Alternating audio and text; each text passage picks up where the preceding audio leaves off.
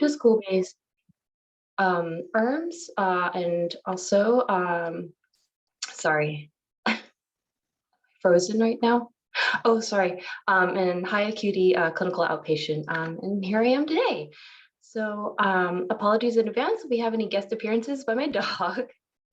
But Western Youth Services is a nonprofit mental health organization whose mission is advancing awareness, cultivating success, and strengthening communities through integrated mental health services for children, youth, and families. So whew, that was a mouthful. But we have a plethora of programs and services ranging from prevention and education to intensive intervention. And I'm excited to share that we're in our 50th year of service. We're really thankful to be here. Thanks to David and Blair from Connect OC. So we as an organization are really committed to not only the treatment, but also taking a preventative approach towards ACEs. We do this through direct service with clients in addition to education and community outreach. So stay tuned. I'll speak a little bit more on the topic of ACEs in just a few minutes. So as mentioned prior, we really do offer a plethora of services in order to meet the needs of the community. Our Medi-Cal outpatient clinics are dedicated to providing intensive services to those with moderate to severe needs. We offer comprehensive individual and family services for kids up to their 21st birthday. And our clinics are located in the compass points of Orange County from Anaheim to Santa Ana, Fountain Valley, and Mission Viejo. We also have several community-based programs. And what I'll do is I'll go ahead and place their information into the chat box for you. Review, sorry. We have our Behavioral Health Training Collaborative, a Reset Toolbox, Access Coordination, excuse me, as well as our ACEs Aware programs. So all their information will be there in the chat for you. And then last but not least, there's the Outreach and Engagement Program, only for short, for which I'm the program director. Excuse me. So I'm on behalf of our OCHEA funded program, which supports the unserved, underserved, unseen, at-risk, and vulnerable populations. In addition to community-based outreach events, we provide workshops, referrals, and linkages for those seeking lower level of care or who do not meet medical necessity through short-term case management, skills-based groups, short-term therapy. So there really is no one we do not serve. As long as they live in our service area, which is South County, we can provide services no matter their age, citizenship status, or insurance status. And so for a little more information, absolutely feel free to visit our link in the chat. I'll go ahead and pop that in there right now. And so moving right along, at Western Youth Services, it's as important to us to provide treatment as it is to provide training and education about ACEs and toxic stress. Everything we do is really intended to stop the cycle in its tracks. So we're going to go in with kind of like a bird's eye overview look, like really zoomed out for all intents and purposes. And so what are ACEs? I may be preaching to the choir here, but for those to whom ACEs are a really fresh concept, ACEs are adverse childhood experiences. So back in 1995, there was a groundbreaking study conducted by the CDC and the Kaiser Permanente Healthcare Organization in California. In that study, ACEs referred to 3 specific kinds of adversity that children face in the home environment: various forms of physical and emotional abuse, neglect, and household dysfunction. So the key finding of dozens of studies using the original ACEs data are that 1, ACEs are quite common, even among a middle-class population. More than 2/3 of the population report experiencing 1 ACE, and nearly a quarter have experienced 3 or more. Second of all, there is a powerful, persistent correlation between the more ACEs experienced and the greater chance of poor outcomes later in life, including dramatically increased rate of risk of heart disease, diabetes, obesity, depression, substance abuse, smoking, poor academic achievement, time out of work, and early death. Since that study, there have been continued measures to include related life events, which we also, impact individuals, which we know also impact individuals, including food insecurity, racism and discrimination, immigration experiences, and neighborhood violence. These are all things that contribute to toxic stress. Which leads us to an unpacking of what exactly is toxic stress.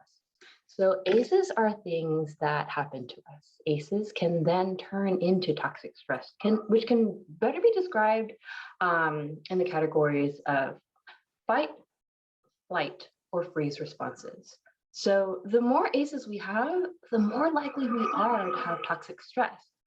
And that said, just because you have an ACE doesn't necessarily mean that you will have toxic stress. How does that manifest? And what does toxic stress kind of look like for our teens? Can be depression, anxiety, a stress response, aggression, withdrawal, panic, not wanting to share with others, isolation, difficulty connecting with others, or behaviors that appear to not be socially acceptable or considered as socially acceptable. So consider yet still that this can look like externalized or internalized behaviors. So pushing out or withdrawing inwards, which are both different means of calling for help. So kind of think of it like this. ACEs wire your brain to get really good at fight, flight, or freeze. It's something adaptive and actually quite functional. They wire our brains to be in danger mode all the time. And studies have shown that the brain activity is about the same as for somebody who has grown up in a war zone. So when you take someone who's grown up surrounded by ACEs and you move them into a calm environment, they will struggle. And in the same way, when you take someone who's grown up in a calm environment and then place them in an ACEs-laden environment, they will likewise struggle. So in both scenarios, people must be actively taught those new skills to thrive in that new context. So some general statistics for us, bullying can have the same effect as ACEs.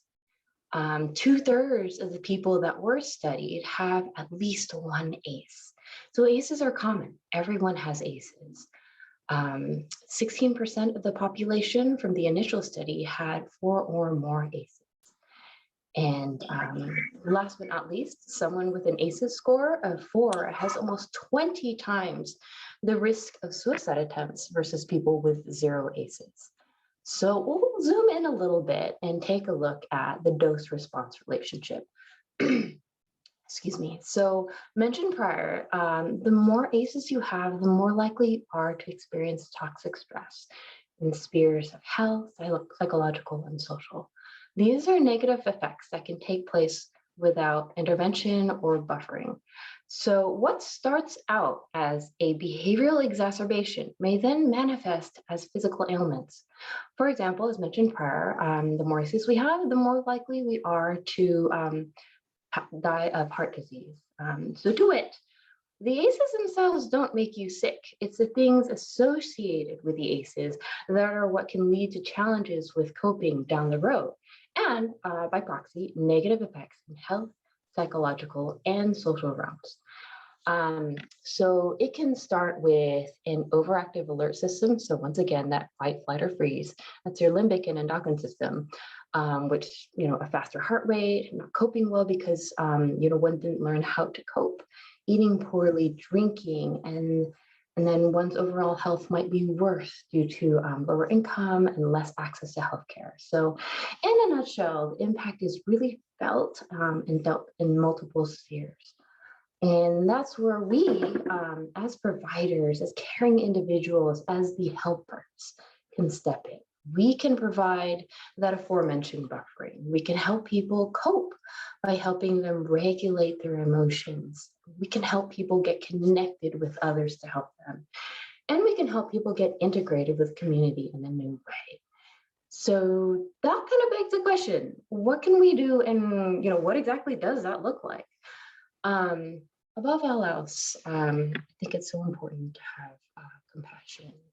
When we see kids or others struggling, it can be really helpful to try to take that step back and understand the context of what they're experiencing. When we look at it from that, that ACEs lens, that ACEs framework, we see that it's not what's wrong with you, but hey, like what's happened to you. And through this ACEs lens, we're able to develop compassion and empathy for the individuals we work with. We know that kids with ACEs tend to present with symptoms and behaviors that resemble what we see in the DSM. And, I think it's really important to note also that no one who has experienced ACEs is irreparably damaged. As a peoples, trauma is wired into our biology, and knowledge is power, as I'm sure we've heard on numerous occasions. So, we're now able to intervene with this knowledge in our back pocket. And given this, we can help to increase people's individual ability to cope, help people with that attachment and bonding aspect, help caregivers develop skills, to find stability and to feel empowered, to help people get reconnected with the community, to increase a sense of belonging and safety. The more we talk about mental health, the more we all do our parts to bring awareness to the very real needs that are sometimes not so easy to see or to talk about. As Fred Rogers, better known to us as Mr. Rogers, has said, anything that's human is mentionable, and anything that's mentionable can be more manageable. When we talk about our feelings, they become less overwhelming, less upsetting and less scary. The people that we trust with that important talk can help us know that we're not alone. So, you're here with us in this safe place, and, we're here with you, and together we can do this. So that was like a really brief overview of ACEs, what they are, how they can impact us, how we can identify them in others, and what we can do. We have an official ACEs training. It is licensed material that requires about 2 hours for something that's truly comprehensive, well-paced, and just like an engaging experience designed to optimize the participants' learning. And if you are interested, we do offer this extended training opportunity for ACEs through our BHTC program. And I know I threw their information into the chat prior, but I can go ahead and send it again for ease of access just in case. But sorry, just 1 second, I'll pop it on in there. But yeah, that's about it for me. Thank you for your time, and thank you. Thank you. Thank you so much, Emily. I know, like you said, maybe not everyone is, or most people might know about ACEs in this room, but I think especially as we are a coalition that's focused on transitional aged youth, I think it's really important to talk about ACEs, because as we know, when transitional aged youth hit that age range, that's kind of the first time a lot of them experience these mental health issues. Some of these ACEs begin to manifest themselves, and the trauma from these ACEs begins to manifest themselves as they're transitioning to college, or things are happening. So while it might seem a little bit like, oh, why are we focusing on trauma that's happening so early on, this is trauma that lasts a long time. And I really appreciate that you said, it's not irreparable. We can fix this. We can work to move through this and find positive coping skills, which I know is what so many of you in the room do. So would highly encourage all of you to check out the Western Youth Services training on ACEs, just to get a little bit more information on that as well, since it's such valuable information. So thank you so much, Emily. And if any of you have questions, feel free to hold on to those. We'll have a little bit of a question and answer time after we hear from our next presenter, Hannah. So yeah, hold on, and you can feel free to hop in and unmute yourself for our Q&A time after. So Hannah, I'll turn it over to you. Awesome. Thanks, Claire. Hi, everyone. My name is Hannah Pasternak. I'm a licensed clinical social worker at WTLC. I use she, her pronouns. And I'm presenting today on our services at WTLC and a little bit more about domestic violence, and more specifically intimate partner violence. I'm going to go into a bit about our services first, and then I'm going to give just kind of some more details about intimate partner violence. I've been having this conversation a lot lately that domestic violence is more this umbrella term now, which consists of familial violence and intimate partner violence. So for this purpose today, I'm discussing intimate partner violence. I'm also going to trickle in a little bit of human trafficking because, as Emily was saying, ACEs play such a role in both, individuals being survivors of both human trafficking and domestic violence and intimate partner violence. So I appreciate her kind of setting me up on a good forefront that I can utilize what she said, because ACEs are such a strong factor in likelihoods of individuals unfortunately becoming victims of intimate partner violence, human trafficking, and exploitation, specifically in that transitional age youth time, as well as involvement with the system, previous history of substance use, mental illness, and abuse in childhood. So she set me up on a really good platform here, so I appreciate it. So WTLC stands for Women's Transitional Living Center. Our name does not describe what we do very well. So we tend to go by the acronym WTLC. We don't only provide services for women. We don't only provide transitional housing. We provide services to all. So we tend to go by WTLC. We were founded in 1976. So our fun fact is we are the oldest domestic violence agency in Orange County and the third oldest in the nation. We're the only domestic violence agency to provide shelter services to survivors and their pets. So they can bring their pets with them: dogs, cats, rabbits, lizards, fish, hamsters. We've had it all. We allow up to 2 pets. We know that a lot of times pets are the reasons why people stay in relationships. And unfortunately, a lot of times those pets have also been victims of abuse as well. So we're always welcome to any furry friends that they have. We were founded based on a needs assessment study of battered women in Orange County in 1976, conducted by the National Organization for Women's Task Force on Family Violence.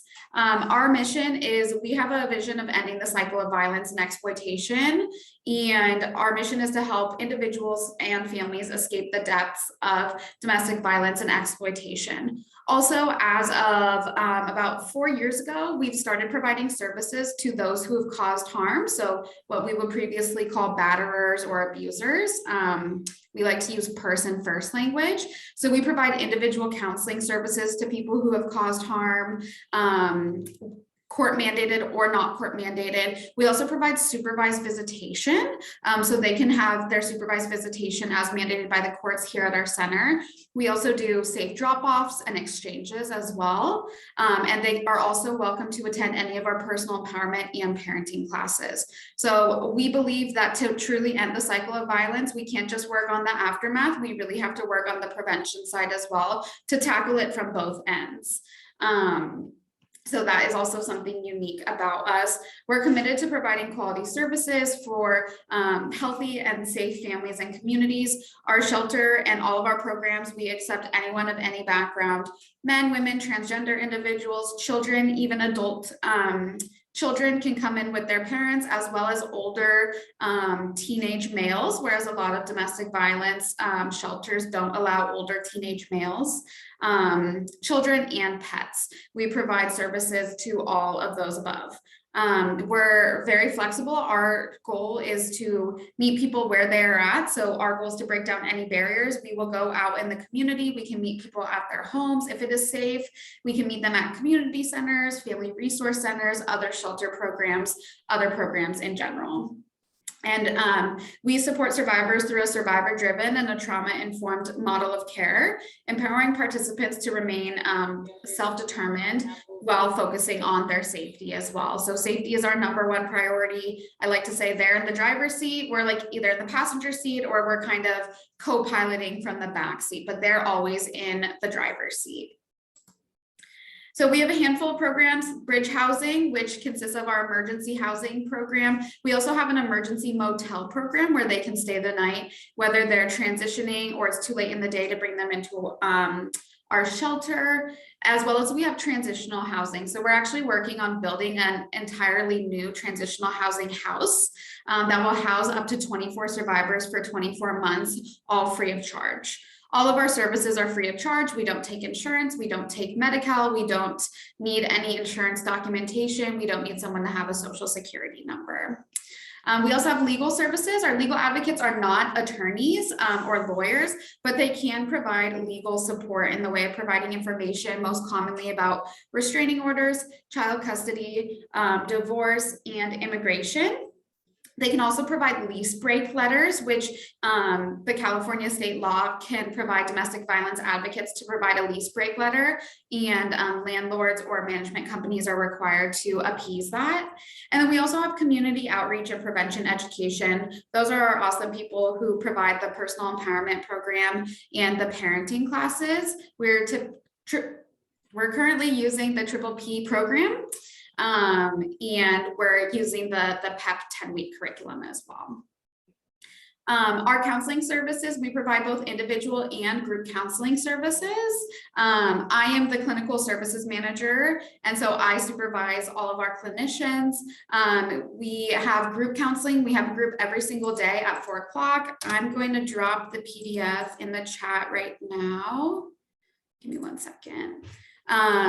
We have a PTSD group, we have a human trafficking group, we have PEP in person, parenting, we have a Come As You Are group, which is a kind of entry level healing class. And then we also have an art therapy group as well. Anyone is welcome to attend that as long as they've been a survivor of domestic violence, intimate partner violence, human trafficking, or exploitation, as well as child abuse. And they can just show up. They don't have to RSVP. That's open to both our shelter and our community participants.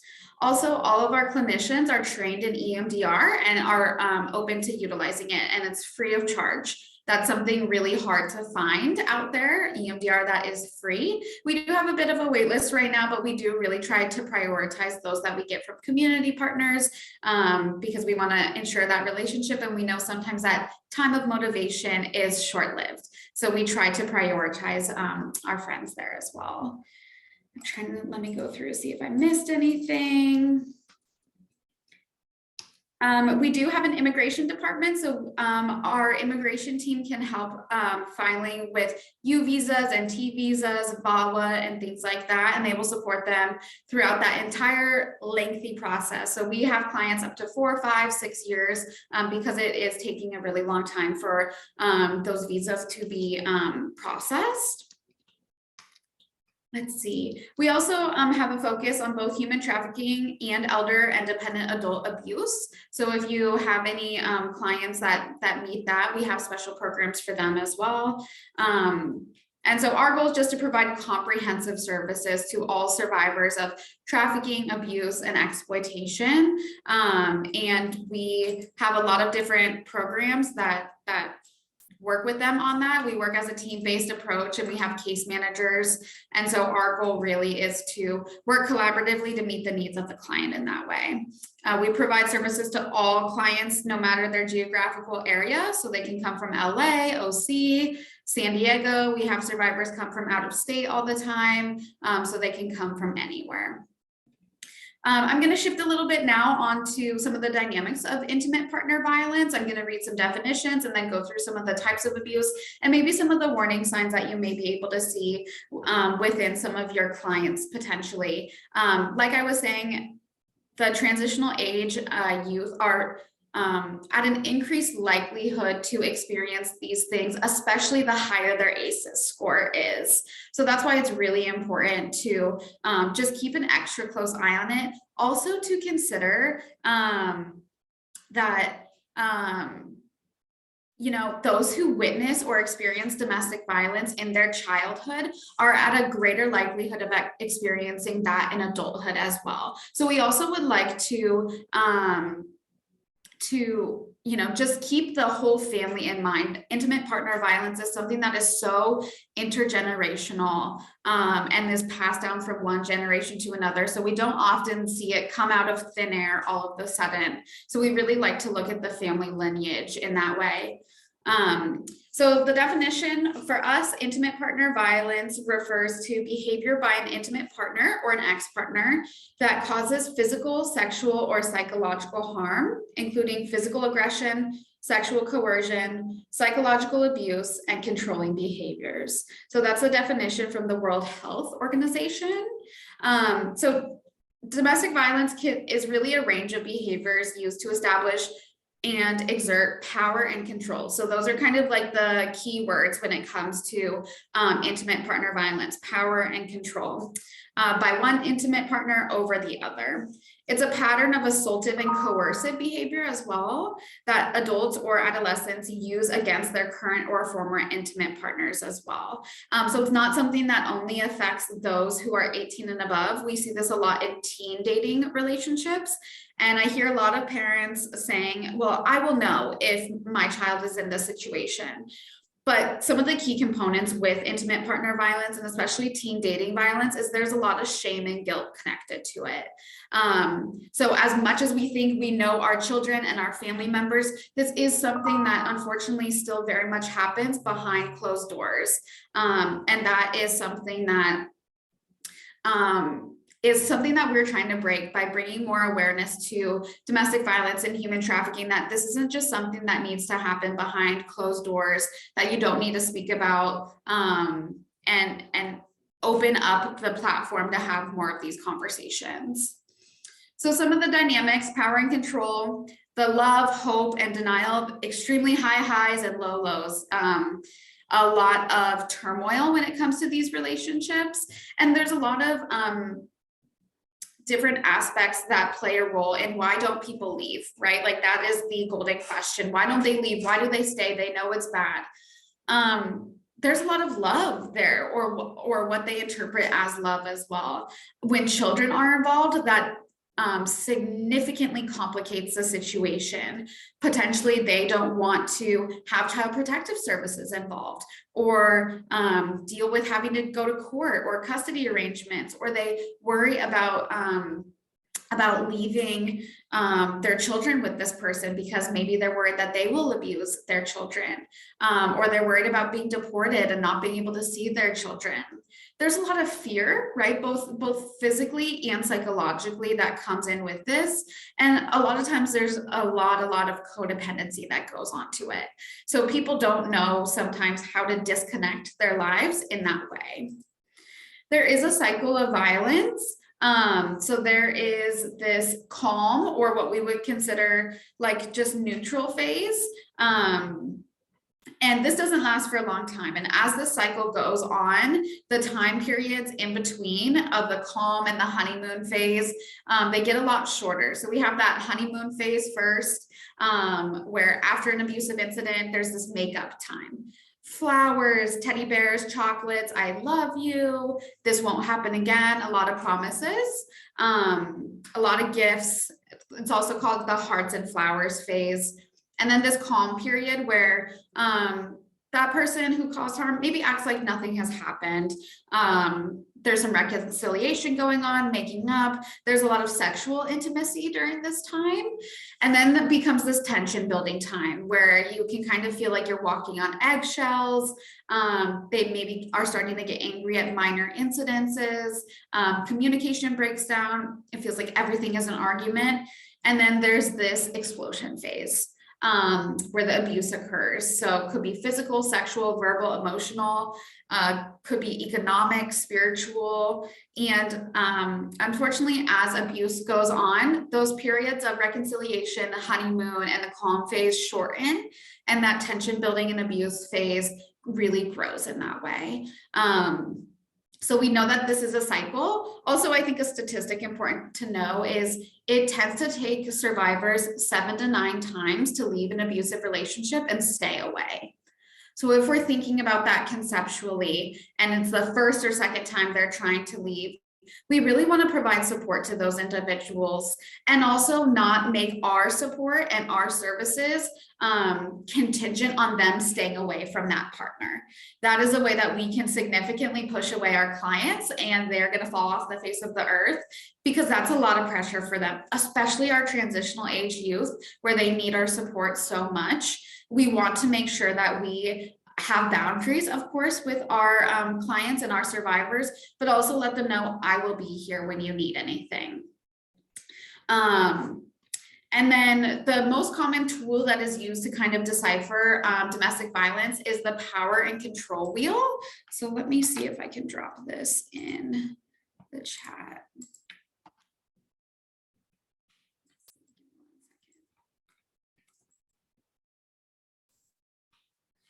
I'll try on that in a second, but the power and control wheel, it has about 8 different kind of pieces of the pie, and you can Google it. It's from the Duluth model. And these are some of the aspects within domestic violence. This isn't only physical abuse, but emotional abuse, psychological. So using coercion and threats, using intimidation, using emotional abuse, using isolation from friends, family, caregivers, also service providers, denying, minimizing, and blaming. This is the one that we see the most, right? Minimizing and rationalizing that person's behavior. It was a bad week. It was a bad month. It was a bad year for that person. Using the children and guilting them, so making you feel guilty about the children, using them, threatening to take away the children, threatening to call social services, and then using privilege, which is typically male privilege, treating you like a servant, being the one to define gender roles, things like that, as well as using economic abuse. So not giving you access to your own bank account or money or credit cards, ruining your credit intentionally so that you can't find another apartment. And then using coercion and threats. If something doesn't happen, I'm going to harm your family, I'm going to harm you, or I'm going to harm myself. Threatening suicide is a big one as well. Any presence of a weapon, specifically a gun, increases the likelihood of homicide by 500%. So we know that some of the biggest red flags for homicide to occur within intimate partner violence is the presence of a weapon, choking on the throat, making threats to kill them, and as well as having just a history of violence in the past. So if these are kind of raising some red flags for you, you're thinking of a few specific clients, then that is something that, you know, I always provide that psychoeducation to our clients, because it's something that if they don't know, then they might minimize the severity of the situation. And this is something to take really, really seriously. We also know that the most dangerous time for survivors is when they're leaving the relationship. So the time that they're leaving and directly after, because that person is pissed. Their control is gone, their power is gone, and they will go to almost any extent to get them back. That's why a provider like us with an emergency shelter is really, really important. We have an emergency confidential shelter location. We don't have any signage on it. We have locked gates, we have security, and that's why something like a confidential location is really important. A lot of times people who cause harm know where you would go. They know where your friends and your family live. And so it's at an increased danger to go to those places versus going to a service provider like us, like Human Options, like Laura's house, Interval House, where you can have a confidential, safe location where people are understanding of the situation as well. Safety planning is really important when it comes to these circumstances, and always asking them, is utilizing law enforcement an option for you? I completely understand that for a lot of our survivors, that is not an option for them because of their feelings towards law enforcement, fears of repercussions. So if law enforcement is not an option, what is the next best thing? Do you have a trusted friend, family member, or neighbor that could really help you? Using code words is really helpful. So if I say, I need to go pick up that orange sweater from you, is that the code word to call the police, or that you need to pick up my children from daycare? So just some examples of abuse that we have. Physically hitting, punching, slapping, scratching, biting, strangling, property damage, reckless driving, blocking or locking a partner in or out of the house, food, water, or sleep deprivation, attacking with a weapon, sexual reproductive abuse, rape or marital rape, such as demanding or forcing sexual intercourse in a way that is unwanted or non-consensual, not providing access or not allowing access to birth control and other contraceptive measures, withholding sex and affection as punishment, revenge porn, and forcing unwanted pregnancy or unwanted abortion as well. This can include behaviors that continue to maintain power and control. We see this a lot too, that this occurs and people don't speak out about it when they've experienced sexual abuse in their own childhood, which goes along to the ACEs that we were discussing. Psychological abuse, name calling, threatening to use violence towards victims, family members, children, friends, or pets, threatening to out someone about whether it is that they're part of the LGBTQ community or their immigration status, lying, manipulating, or stalking a person at home, in public, at work. Economic abuse, controlling money or access to money, sabotaging or preventing partners from working or going to school, running up credit cards in their name, stealing their identity to apply for loans and credit cards. So that way, that is a means of control so that they cannot leave the situation. Spiritual abuse, this is something we don't talk about a ton, but denying freedom to worship, ridiculing their religion, destroying religious icons, using religion to control victims, behaviors and actions. And then what we see is growing specifically within the transitional age youth population is technological and cyber abuse. Tracking locations through GPS locations or downloading pictures from Facebook or Instagram and getting the geographical locations that they are, recording and uploading sexual activities or photos without their permission, posting humiliating pictures, messages online, just defaming them online in general, making fake accounts, hacking their email and their social media accounts, and then downloading spyware or tracking activities onto their phones or computers, and then using that against them as well. This is specifically dangerous as well when we see people starting to get into other relationships. That can also be a time of really strong violent patterns to happen just because of the anger that brings up. Legal abuse, threatening to divorce, take their assets, take custody of children or pets, withholding all their identifying information, reporting them to ICE, promising to help a partner file for legal status and never doing it. That is the one that I see the most commonly here with our survivors. So why don't they leave, right? Like that is the golden question. Why don't they leave?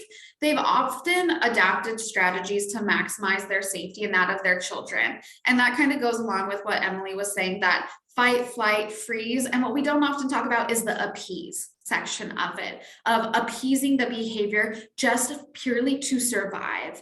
And so a lot of times it can look like someone is being passive or not accepting, but they're really just appeasing behavior in order to keep themselves safe, right? And we see this a lot of times along the lines of rape and sexual assault, when people go along with it in order to get it to end quicker and not to increase the violence that could occur if they resist. It doesn't decrease the level of trauma that they experience by anything. Actually, it has the opposite effect. It increases the level of trauma because they feel that they don't have a voice to speak out. Some of the other barriers to leaving are fear. What's going to happen? I've been with this person for 20 years, or I've been with this person since I was 16. I'm 23 now. I don't know what it's like to be an adult. Culture, guilt, right? Social norms, love, lack of options, specifically in our transitional age youth population who have involvement in the system. They might not have a family to go back to, or that strong support system that can provide that for them. Maybe they have children. There's victim blaming specifically related to their culture. They depend on that person financially. shame and blame. They're worried about stalking, harassment, or their loved ones being stalked and harassed, as well as just intergenerational family violence. Also, if there's gang involvement, that greatly increases the likelihood of danger for our survivors. So there's a lot of things that go into play here. It can cause a lot of physical issues, body pain, problems during pregnancy, you know, STIs, HIV, sleep disturbances, eating disorders, and obviously it has a significant mental impact. It can, you know, cause individuals to experiencing suicidal ideation and even having a plans and means and intent. PTSD, they can, if they've been hit in the head a lot, have a TBI, low self-esteem, brain fog, just a really difficult time functioning in society, substance abuse. They can be in poverty, they can have, they can be unemployed, they can be homeless, and then just a poor quality of life overall. And so the people who cause harm, they aren't the devils in these situations. It's really the intergenerational violence that is really impacting a lot of our survivors. A lot of people who have caused harm, or those who we've identified as the perpetrator, have also been victims of abuse themselves. So also have a very, very, very high ACEs score as well. And so it's almost this perfect storm of a lot of ACEs, a lot of trauma, and not a ton of support, and not a ton of protective factors. We know protective factors are some of the biggest things that can prevent or equal the playing field when it comes to ACEs, and our survivors and people who cause harm just disproportionately don't have a ton of protective factors. And that's where all of us come in, right? We are those protective factors. We are that support. We fill in those gaps where they need it. And that is our goal here, truly, is to fill in those gaps. One of the best things of our survivors coming into our shelter program is they have case managers who have plans for them and who walk them through getting a driver's license, getting your birth certificate, applying for a debit card or opening a bank account, how to find housing and how to get into these programs, how to get food stamps and how to get CalWorks, how to get general relief and things like that. So to just have direction in that way is so, so helpful, especially for our transitional age youth, because maybe they haven't had anyone show them that in the past and they don't know all of these resources that may be available to them. And so all of these risk factors also play a role in human trafficking as well. A lot of times people are trafficked and they're not aware of it because it looks like a romantic relationship, a boyfriend or girlfriend. The boyfriend is potentially, you know, providing housing, food, that lifestyle that they like, nails done, hair done, but in return, there is some type of trade-off of, you know, if I'm going to provide all this for you, you need to do something for me, which usually looks like sex trafficking, which commonly people think of as prostitution, but it is not, right? They're being forced and coerced to do this with a threat of violence behind it, or a threat of not having your needs met, essentially. Also looks like labor trafficking as well, domestic servitude, being a nanny or being an au pair, not getting paid, having your identification held from you, and as well as just not providing you quality of life or good work hours, things like that. So we provide services in all of those realms, and we are happy to support. If you don't know if someone is being trafficked or abused, whether it's in an intimate partner relationship or a family relationship, call our helpline. We are always open to supporting loved ones as well, support theirs, people close to them. And we are going to be here for survivors 7, 8, 9, 12 times. So we're always going to be able to provide that support here. So that is all that I have. I know it's a lot of information to digest. I dropped my information and a little bit about WTLC in the chat, as well as our group schedule. I included my email there, so please feel free to email me, call me if you have any questions or concerns, and I'm happy to answer any questions as well.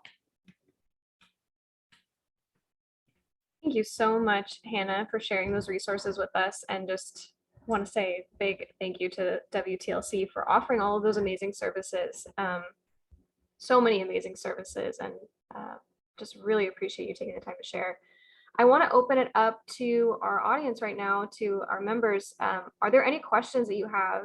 Feel free to drop things into the chat or unmute yourselves. We'll just spend the next couple of minutes asking any questions of either Hannah or Emily about ACEs and about domestic violence. So feel free to hop in here if you have any questions. Martha? Yes, I'm not sure if I understood you correctly. You mentioned that teen males are not allowed in the shelter. Where do you refer them to, or what happens to them? Good question. So we actually do allow teen males in our programs. There's a lot of other programs that males above like 14 are not allowed in, specifically shelter programs related to domestic violence, because fear that they will potentially perpetrate harm as well. It's a really old school way of thinking.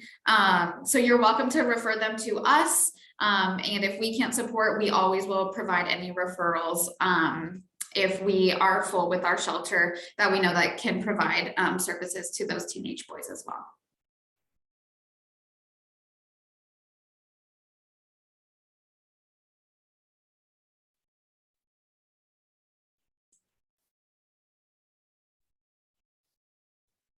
I have another question. Sorry. What do you recommend for an adult who is being abused by their parent, not sexually, but like abuse from a parent, but they are an adult?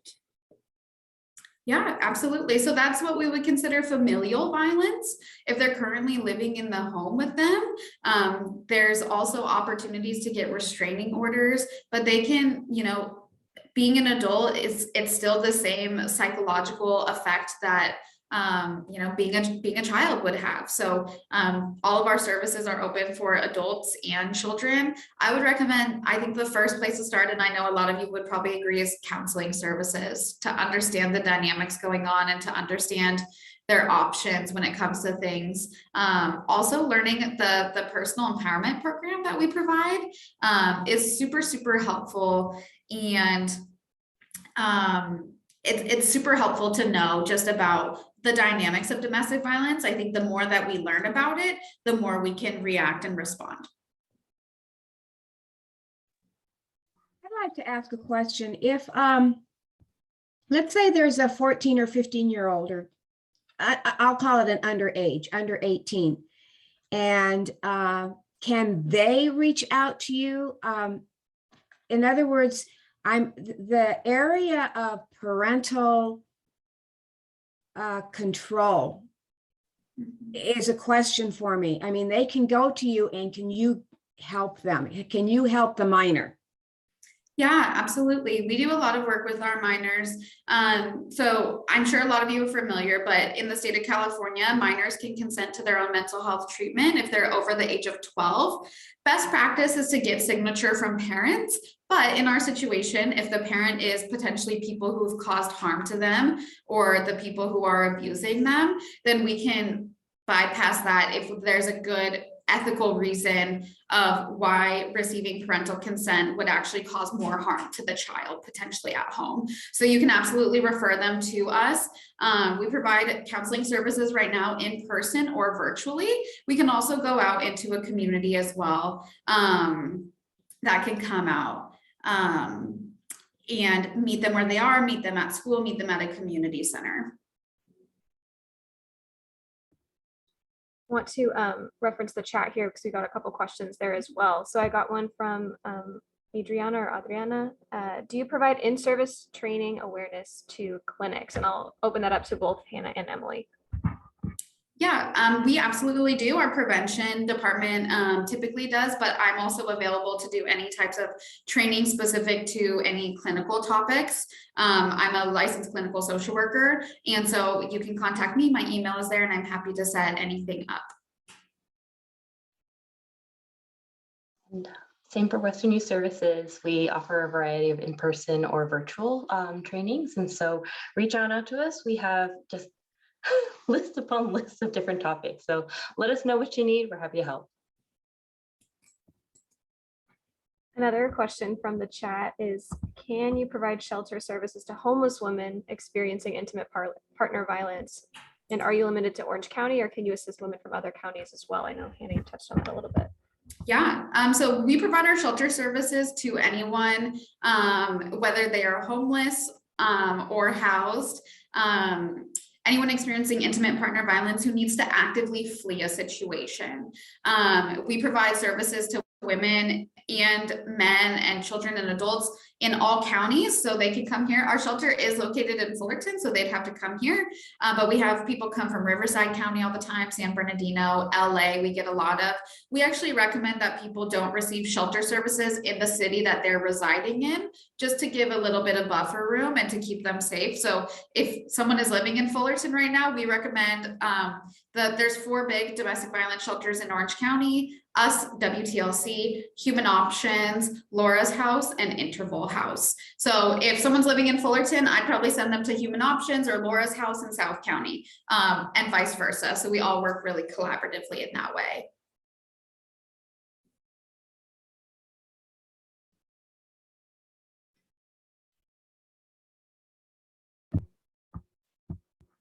That's great.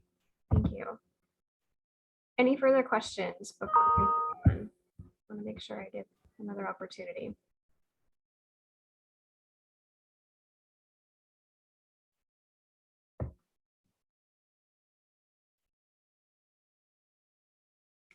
Okay, if nothing else, we'll continue moving on, and then feel free again to drop any further questions into the chat, and we will make sure to pass those on to our presenters for today. So I just want to give another thank you to Emily and Hannah for sharing all of this amazing information. I feel like those topics just built off of one another so nicely. So thank you for providing that groundwork and foundation.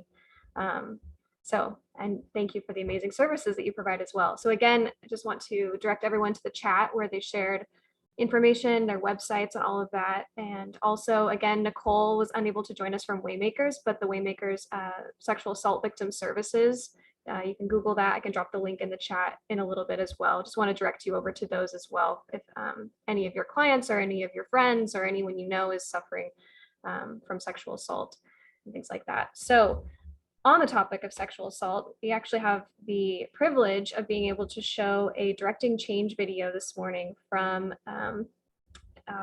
Emily Reed, who put together this PSA. We have her mother joining us today to share a little bit about that experience. But I'm going to show you all this PSA about her experience with sexual assault and violence in that way. And then we'll share a little bit about the experience and the PSA in just a minute. So I'm going to go ahead and share my screen. Let you all watch this video.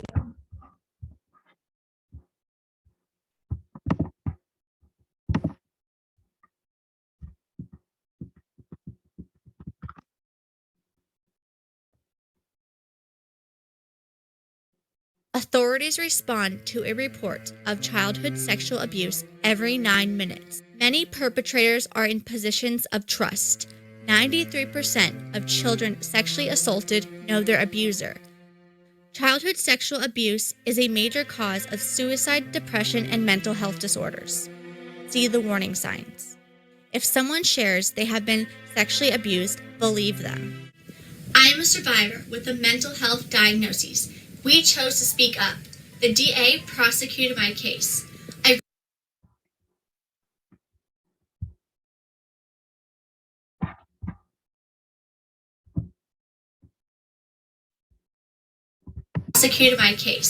I read my victim statement in front of my abuser and the judge. The plea deal was overturned and my abuser was convicted. I am living proof you can help break the cycle. My hope is you have the courage to share your story and find a support advocate. You are not alone and it's not your fault. Call the National Sexual Assault Hotline at 800-656-HOPE or online at rain.org.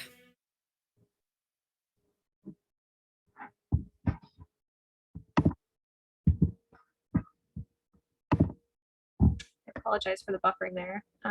That was a really incredible PSA put together by Emily Reed, who lives here in Orange County. This was made possible by Laguna Playhouse and NAMI OC, who NAMI OC sponsored this video, and Laguna Playhouse put together the workshops that actually made it possible for Emily to record this and put her message out there. So just want to give an amazing shout out to the fact that this was submitted to Directing Change, which is the California State Initiative, and this won 3rd place overall statewide. So right here in our own backyard, Emily put this together, and just so proud of her for sharing this incredibly personal message. And again, I'm going to invite her mother, Alicia, to unmute herself and share a little bit about this experience. And again, just big shout out to Laguna Playhouse and NAMI for making this all possible. So Alicia. Hi, everyone. Hopefully you can hear me. Yeah, thank you for having me on, Erin. She invited me to join. Unfortunately, Emily, this would have been a little bit too much for her. Just on a group like this, she doesn't participate on too many Zoom or calls like this, but the experience was amazing. Definitely really emotional just watching it again. So forgive me if I'm breaking up a little bit. NAMI has been a great support. Emily's been on her recovery journey for 8 years. It's a long road. If you're helping survivors or anyone that has had ACEs or trauma in their childhood, I think just understanding that this is a lifelong journey to learn and relearn and change your emotional connections with love and trust and safety. I mean, there's so many things that it would take months and months to describe how many things have to be kind of reprogrammed.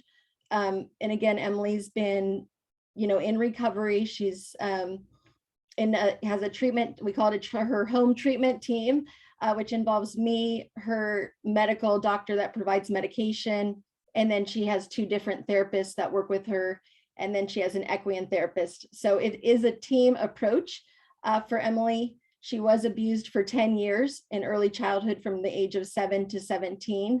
And that PSA video was talking about her case in Las Vegas. The crime, perpetrator happened, all of that happened in Las Vegas.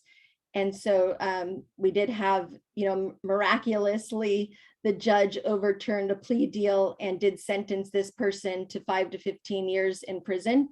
So we were very grateful and thankful, because the court system is very difficult to navigate. And you're told many, many times the person will never be arrested. And, basically you're trying to advocate and get justice, but unfortunately the system is not for the survivor, and they're protecting criminals. And that's just the reality here in this particular area with sexual abuse in early childhood and throughout, I'm sure, as adults. But Emily, I found out about NAMI in the video through NAMI. They just came over on my email, and I originally was seeking support for myself, just to have a connection group with other parents helping their children with mental health illness. So Emily's diagnosed with a mental disability, and so she has severe PTSD, multiple personalities, anxiety, depression. Bottom line is, she tends to be, very suicidal at times. And so she needs to have a lot of care. Just kind of, I'm with her, watching her, just making sure that she's staying stable. But this was the first time that she's actually sort of agreed to something I've suggested. So I said, hey, NAMI's offering this program to make a video, and what do you think? And so she said, yes, I want to do it. And I was just like, okay, let's do it. So she was very shocked and surprised that it got recognized, number one, that she came in 3rd place. So that's awesome. And the fact that she got it done, it was very challenging for her at times, but she stuck with it. She's very determined. I mean, her goal is that, her life is worth it, and it's worth continuing on her journey if she can help just one person. So that's kind of what we hold on to each day, that she does have an incredible story. She's got a good support team around her. I wish I had some of these resources 8 years ago. I can tell you it's very difficult to get connected with resources. Emily was diagnosed in high school as a senior, and that's where she kind of had her first breakdown, and it was very difficult going from 18 then to an adult, like out of high school to an adult now, especially if you have someone that's mentally disabled. I ended up getting a conservatorship over her because she was not able to even really communicate at that point her emotions or feelings or make decisions, or everything was just, I don't know. So she was completely mentally shut down from trauma. And I was new to all this too, so just trying to learn. I've gone to a lot of different workshops to try and educate myself on trauma in early childhood. So this has been just a great experience. I feel like it's the first door, hopefully, for Emily to share her story and to partner with other organizations that want to help children and want to help people that are suffering with mental illness, because many times it is because of sexual abuse in childhood that's just never shared, or even if it was shared, nothing is ever done about it. So it kind of makes it worse, and that shame and guilt is put on that person. So it's wrong. It needs to stop happening as often as it does. And, you know, I can say it's just a long road. Like, you think that things could happen in a year. I mean, we're 8 years in and we've made it 12 months without a hospitalization. So, you know, it's ongoing, and she's getting stronger, but you know, the way our brain is developed in early childhood, when you're missing certain things, I guess that's from what I understood learning about mental illness, is that your brain has changed. You could look okay on the outside and people can say, oh, what are you doing, Emily? Are you in college? Are you working? I mean, they don't see on the inside that her brain is not well. It's not processing the same way as you and I would. And that fight flight is very real, and she's kind of lives in that kind of reacting mode all the time. So it's just a little bit unpredictable, but we are so grateful to have done this video, and hopefully she's going to be able to advocate and see that her life is so special. So if anyone has any questions, feel free to ask. But yeah, sorry, I was not really prepared to like speak today, but I thought I was just going to be listening.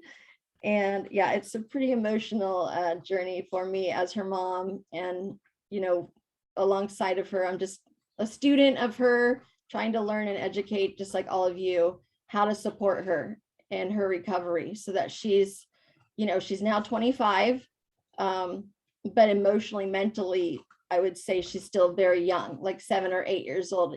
Still is so fragile. Thank you so much, Alicia, for sharing your story.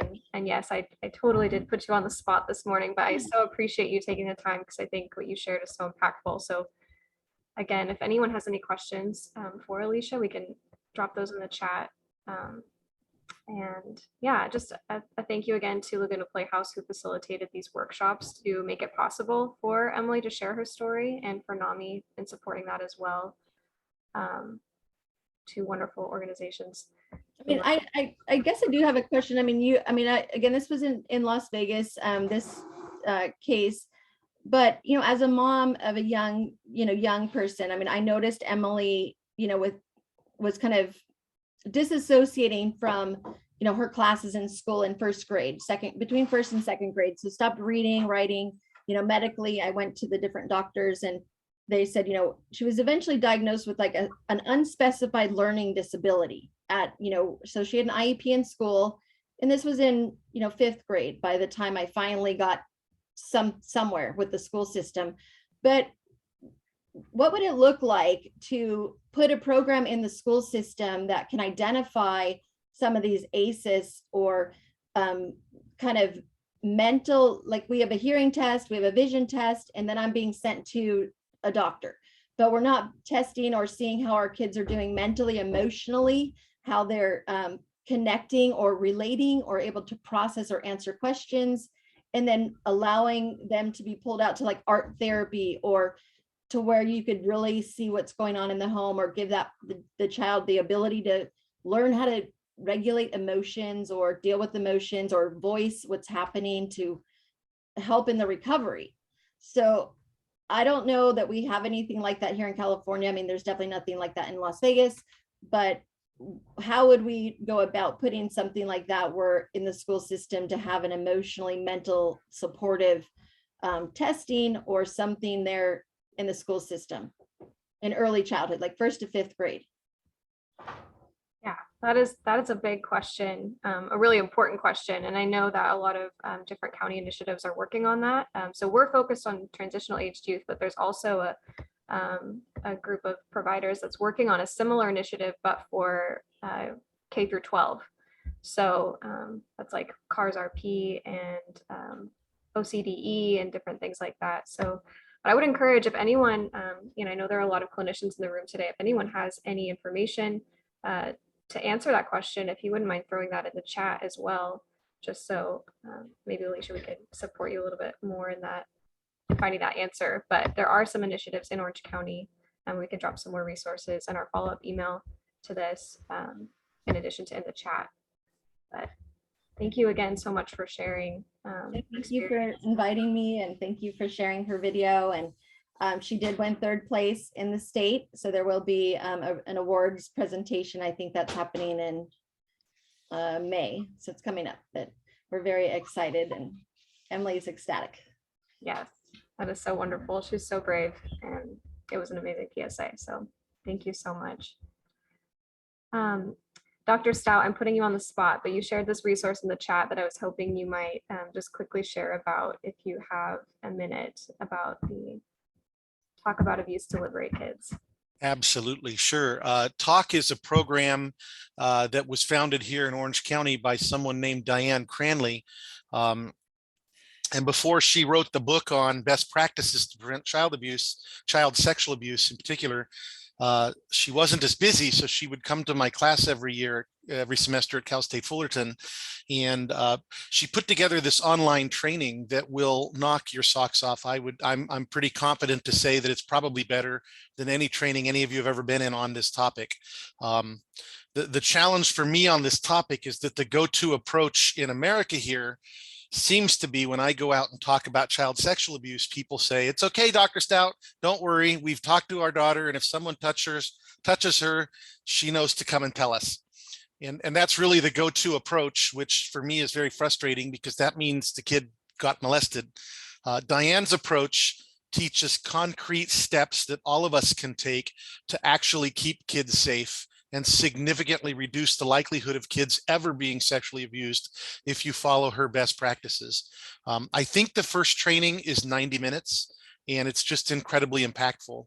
If you're interested, she has another training which she created as a follow-up to that one, which is more focused on people that work in settings where children are present. But the first training is just, it will blow your mind. It really is crazy, the things that she talks about. It will open your mind. My experiences has been it shakes people up a bit because too many of our kids are having this done to them, but it's very positive because it gives you concrete steps you can do that will prevent the young people in your life from getting abused, frankly. So I can't say enough good things about it. I've had professionals tell me, I've been doing these trainings every year for 20 years, and this one is head and shoulders above anything I've ever seen. So I just thought I would share that. Thank you so much. You're welcome. Well, as we are transitioning on, we are going to drop our survey link in the chat. So as always, we would really appreciate your help in filling this out.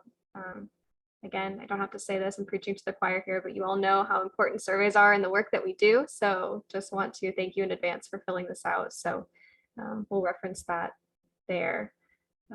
As you're filling it out, or if you'd like to do that just after the meeting, that would be fine as well. I'm going to go ahead and share a little bit about a couple of updates that we have for Connect OC. So 2 events that I want to draw your attention to. We have an event coming up this next Saturday. We're very excited about it in partnership with Laguna Playhouse and Uplift Yoga. This will be at University Park in Irvine from 5:30 to 6:30 p.m. And it's going to be a yoga and meditation night and an art workshop. It's going to be at a park. It's going to be very idyllic. You're definitely going to want to send any transitional age youth you know to this event. We're hoping to capitalize. There's a really wonderful mental health conference at UCI that's happening that same weekend.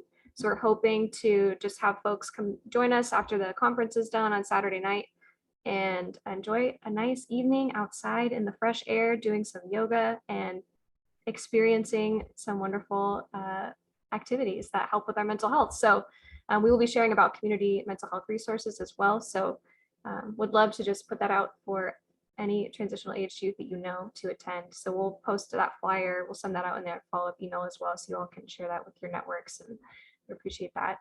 And then also, yes, thank you, Bhuvana. The Stigma Free OC website has a bunch of amazing resources and events that are coming up in the month of May. As we know, it's Mental Health Awareness Month. Additionally, our website, our resource directory, our events calendar is what I was trying to say, has a bunch of those upcoming events listed on there as well. And again, if you want us to share about your events and post that on our website, please send me those flyers via email. For some reason, we're still experiencing the issue with our Zoom not being able to download the flyers. I've reached out to Zoom. They're trying to troubleshoot it with us. But if you'd like to send us anything via email, we can put those on the website as well.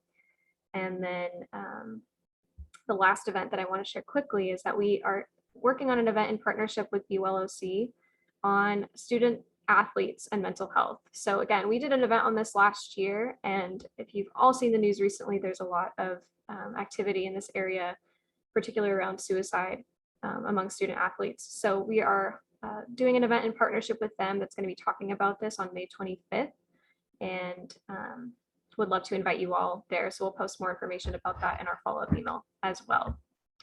And then I'm going to hand it over to Crystal quickly to give another update.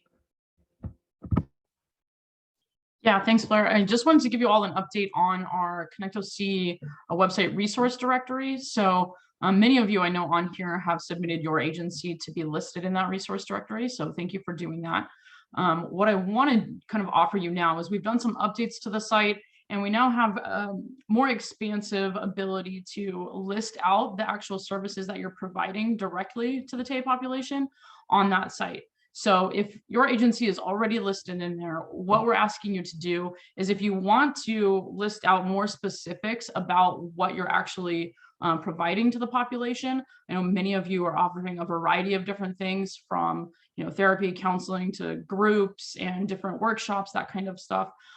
Give us some details, write out some details and send them directly to me. I'll pop the information all in the chat, and then I'll make sure that your information for your agency gets updated in that area, so that there's more than just kind of that short description that you all originally provided us. And secondly, if you're not in the resource directory, please fill out that application. You won't need to do the extra step of emailing me, because it's now incorporated in that new application. So you'll be able to kind of fill it all out and put any information that you want in there right in the beginning. So I'll put kind of a description in the chat there with how to reach me and how to access that application as well. So thanks. Wonderful. Awesome. And then I am going to hand it over to Manny to start off our partner updates time. He was going to be sharing a little bit about a new project at Project Youth OCDF. So Manny, you have the floor. Thank you, Blair. Good morning, everyone. So I know we're nearing like the end of the meeting, so I'll just go ahead and jump straight into it. I do have a quick presentation I wanted to share, so just bear with me as I pull it up. All right. Okay, so as Blair mentioned, my name is Manny, Manuel Gutierrez, but I go by Manny. I'm with Project Youth OCDF, and I'm just going to share a little bit about our newest program, ICANN. So ICANN, it stands for Independence, Competence, and Aptitudes Now. So we'll just jump straight into it. So the problem, for the most part, throughout the years, our agency as a whole has observed that many of the transition age youth within our communities are not in a position to attend college after high school. A lot of times there's like failing academically, they're unmotivated to pursue higher education just because they have like that mindset, like college is not for me, school's not for me. So they just want to either drop out or just not follow through with getting into higher education. So obviously entering the workforce with at best a high school diploma, it puts these youth at a significant disadvantage economically. When combined, the risk factors of having low income, living in dangerous areas, and possible history of delinquency makes the youth much more susceptible to engaging in illegal activity, and in turn, it's affecting their future in general. So the solution to that, we came with the new program where we assist the youth in identifying their professional interests, explore career options, and complete career training or education at a designated trade school.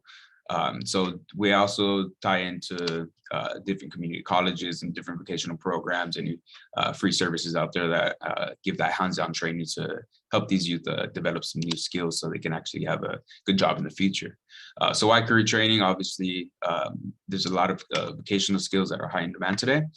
Some of those are healthcare, plumbing, culinary arts, cosmetology. A lot of these newer, especially cosmetology, we've seen a pretty big rise in that, like nails and hair and stuff like that. So a lot of these are well-paying professions with long-term growth and viability. And so we're trying to expose a lot of these transition age youth to these type of options, so they know that they can have these options instead of having to just think they didn't make it because they didn't get to a four-year university. So other than that, we also tie in a lot of case management, and obviously you should all know as well, the exposure to and even engaging in gangs, drugs, alcohol, crime, domestic violence, it leads to many transition age youth have to grow up with dealing with trauma, depression, financial instability, and ultimately lack of motivation due to all these challenges. So with our case management providing ongoing support, it's going to be crucial as they go through these experiences that affect their mental health and in turn affect their future as well. So the target youth, we're pretty much focusing on the age of 17 to 22. We might be changing it to 24 just because we've seen a need for that age as well. And they just need to demonstrate the need for our services. To be enrolled in the program, they just need to fit the age requirement, not plan to attend a four-year university, and express interest in pursuing career pathways. Other than that, they would just complete an application with us and an interview just to assess for the commitment to the program. So just to jump into the program services really quick, we start off with the orientation with the case manager, which consists of providing youth with an overview of the program services, filling out the program application, and then, as I mentioned, the interview to assess their commitment and just pretty much to get to know them, build a rapport really quickly. So immediately following the orientation, then services begin with an intake assessment, an initial career assessment, just to gauge the youth's interest. This is all done in the first meeting. And then after that, services continue in the form of one-on-one meetings. And so just to give you guys a little visual, the case managers provide participating youth with 6 to 24 months of career exploration and mentoring. So during this time, these are some of the services provided. We start off with assisting youth in identifying their career interests and aptitudes through career assessments, personality tests, things like that. We also conduct research on potential career training programs and discuss possible career paths during these one-on-one weekly or bi-weekly meetings. The meetings tend to shift a little bit differently just because some of the kids that we meet with are still in high school. They might just be graduating, or they might be actually be working full-time or part-time jobs. So a lot of times their availability is a little bit shifty, but we have the patience to deal with that. So other than that, case managers also link the youth to professionals in the fields of interest to get more insight and connect to possible job shadow opportunities or internships, apprenticeships, things like that. There's also, the case managers also provide that guidance throughout all the steps of the admission process, which is applying, enrolling, registering for classes, things like that. We also go over creating a financial plan to be able to help pay for the cost of attending the program, because obviously these programs are not free. Sometimes they are, which is really great. But a lot of times we need to figure out how they're going to be able to pay for it, especially for those community colleges or programs within those community colleges. We also assist in finding the temporary or part-time employment if needed. Like I mentioned, the programs aren't cheap sometimes. So if they need to find a part-time job in the meantime, then we'll help them out with that. Other than that, we also provide a lot of mentorship and support throughout the entirety of the career training program. What we're trying to do is not just send them to a program or a school or anything and just say good luck. We want to make sure that they're going to be able to follow through with everything. And so we provide that support throughout the whole time. And then Finally, we also do the follow-up services, which is pretty much like the employment search assistance upon completion of their programs. So in addition to those one-on-one meetings, case managers also provide youth with intensive case management and connections to resources based on the needs identified at the intake assessments. So it's great to hear there's a lot of resources out there, especially for domestic violence, as you guys all shared earlier today. So we took a lot of notes, so we'll be adding that to our list of resources as well. So also case managers meet with youth as needed for guidance of common transition age challenges that go hand in hand with adulthood. So obviously opening a bank account, applying for driver's license, anything that has to do with the DMV really. A lot of times we've noticed a lot of these, the youth that we're working with, they don't have that type of support at home. And so we're case managers are there to pretty much lend that helping hand and provide them with that guidance. Other than that, we also hold monthly workshops based on the ICANN's job readiness curriculum just to help them gain those necessary pre-employment skills. Really quick now, I just want to know all the services are free. So just jumping into the job readiness curriculum really quick, I just want to share a little bit about it. Some of the more important ones I feel are organizational skills, time management, procrastination, work-life balance, some of the topics we go over. Life skills, understanding ACEs, you guys all know how important those are. Understanding emotional intelligence is really beneficial for them as well. And then even interview skills, preparing for the interview, how to dress for an interview, resume building, mock interviews. So these are just a few of the things we cover in the job readiness curriculum. Other than that, we have our evaluation measurements to measure the effectiveness and sustainment of the program. Our case managers utilize pre, mid, post, and follow-up surveys to just track the progress of measure impact, track all enrollments in the program, schools, internships, apprenticeships, job placement, whatever it is, and track employment rates with the follow-up surveys. So just to end with a good note, the referral process is pretty simple. That's a picture of our referral form there. You can pretty much fill out the referral form and email it directly to myself. I included my email there. I'll also include in the chat. And Blair, if it's okay, I could send you an email as well with the brochure and referral form for our program as well. But yeah, I didn't want to take up too much of your time, so I tried to glide through that really quickly. So if there's any questions, I'll be happy to help to answer those. But if not, then thank you for having me.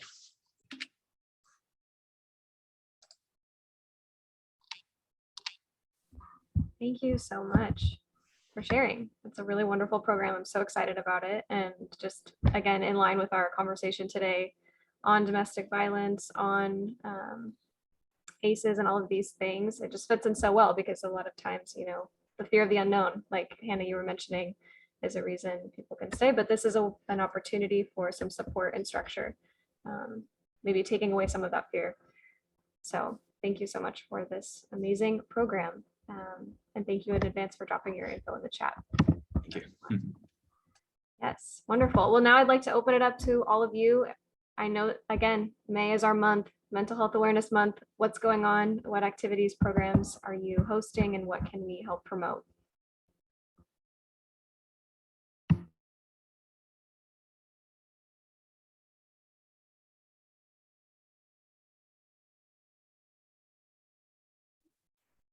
I can hop in here. Hi, everyone. I'm Amanda with NAMI Orange County.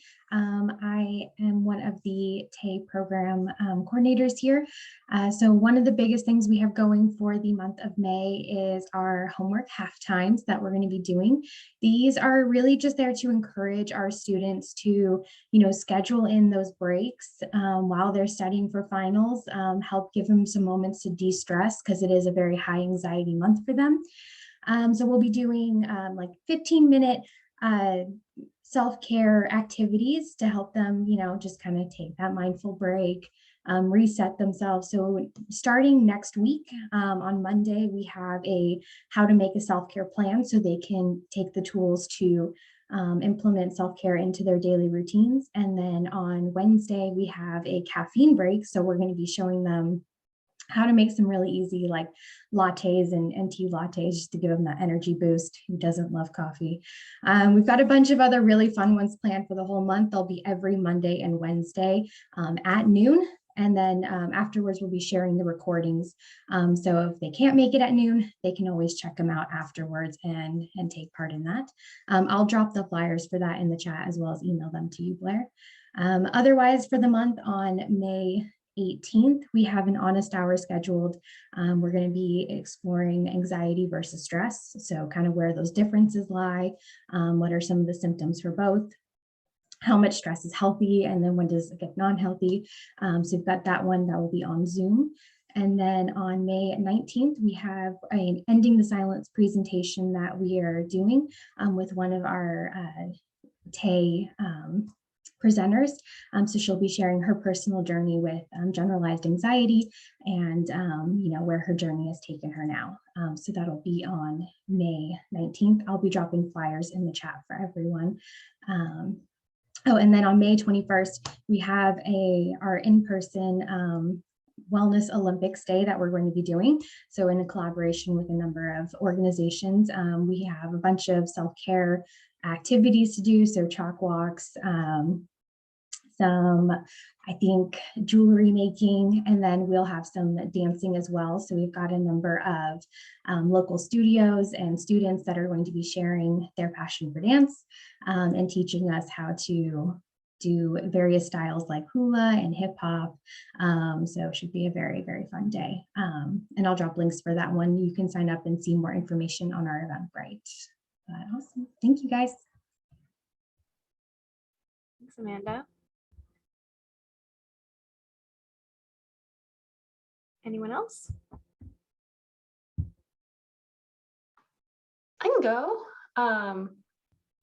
For Mental Health Awareness Month, WIS ONE is really taking into account the challenges experienced by our communities due to pandemic metrics. And so, across the board, as we've all seen, mental health needs have been on the rise. And so we're really excited to co-host with the Priority Center and Okapica a 2-day virtual fair to be really open to the public as a part of our kickoff event. So the theme of the event will be resiliency, and we'll be actively engaging our communities through this virtual platform with a variety of offerings that include, but are not limited to, about 3 to 4 live workshops per day, live conversations with staff at virtual booths, referrals and linkages, and more. And so we have a ton of flyers in a lot of different languages, and I can throw a little more information into the chat if that would be helpful.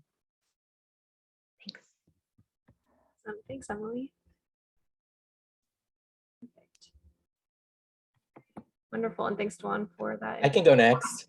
Great. Hi, everybody. My name is Manny, pronouns he, him. I'm from the LGBTQ Center of Orange County. I'm the youth program coordinator there. We'll be hosting a conference in May for Mental Health Awareness Month. It's called the LGBTQ Youth Convening. It's youth-led and youth-planned. So it's going to be on May 14th and May 21st. The first weekend, our slogan is community, with the parentheses around unity. And the first weekend is mental health and education. And the second weekend will be intersectionality and equity. Each week, we will host 3 tracks. We have one for youth, one for parents and guardians, and the other one for educators and professionals. And each track will have workshops that will focus on the youth really wanted to convey messages to each population to really just raise awareness on how mental health impacts youth, especially how to create safe environments, how to really uphold policy within schools, and how that can really affect our youth within our districts here in California. So it's open to all Orange County, but we welcome everybody from across the state as well as the US. So I will be dropping our flyer in the chat. It is virtual, so the accessibility will be great for everybody. If you have any questions, I'll drop also my email, and you can contact me there. Thank you. Thanks so much, Mandy. Looking forward to it. All right, well, we are at 11:31. So again, just if anyone else has any information or events that they want to share with our group, please send those flyers to me via email, and I can forward them on in our meeting summary email. And just before we wrap up, I want to give a big shout out to Sarah Marquez, who through a wonderful Meeting of the Minds conference worked so hard on that, and the event was wonderful for any of you who were able to attend in this room. Great job, Sarah. Proud coalition member, just proud of you. So thankful for all the work that you're doing. All right. And I hope that you all have a wonderful weekend and take care, everyone. Thank you.